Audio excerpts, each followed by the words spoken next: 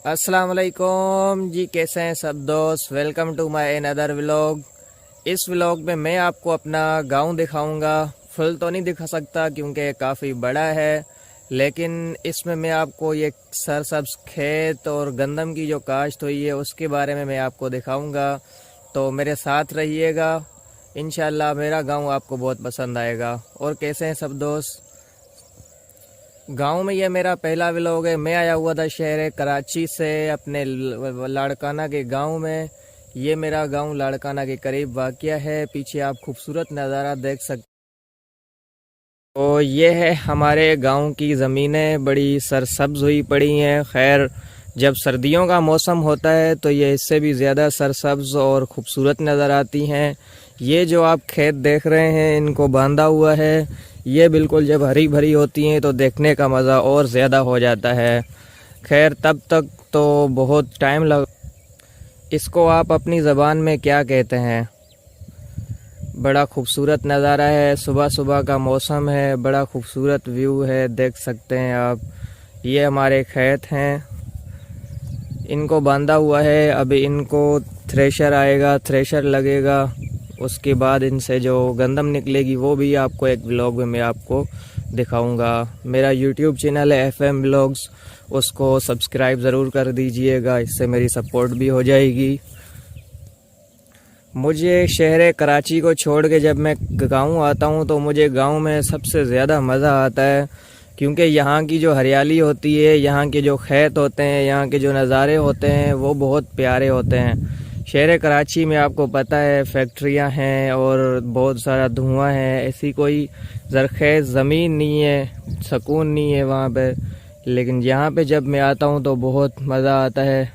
ये आप देख सकते हैं, ये सारे खेत ही खेत हैं। हर तरफ जहाँ भी आप नज़र करेंगे वहाँ आपको ये खेत ही खेत नज़र आएंगे।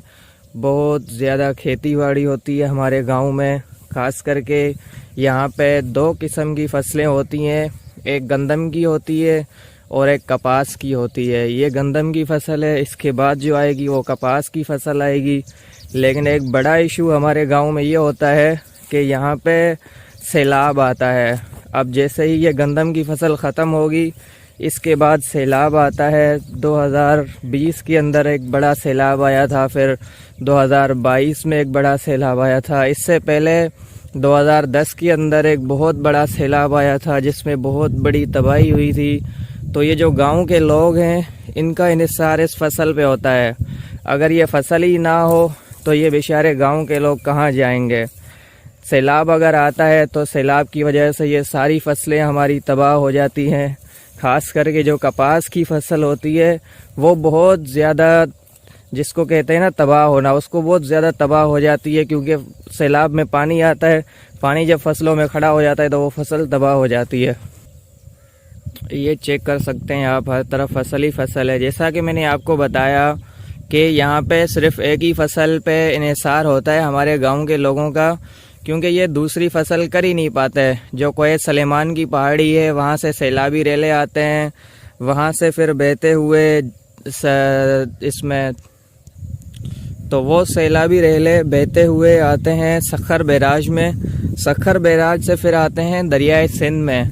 दरियाए सिंध से फिर आती है ये जगह।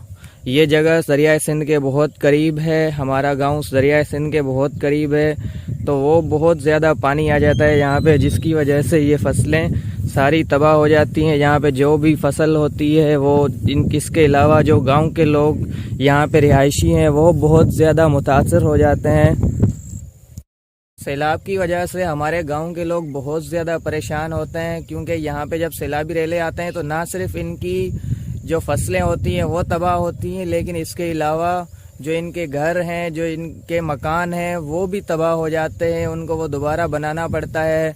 लेकिन अब इन्होंने ये सिस्टम किया है कि बहुत ज़्यादा ऊंची जगहें बनाई हुई हैं। इन्होंने ऊंची ऊंची खुदाई करके फिर उनको भराई करने के बाद इन्होंने जगहें बनाई हुई हैं।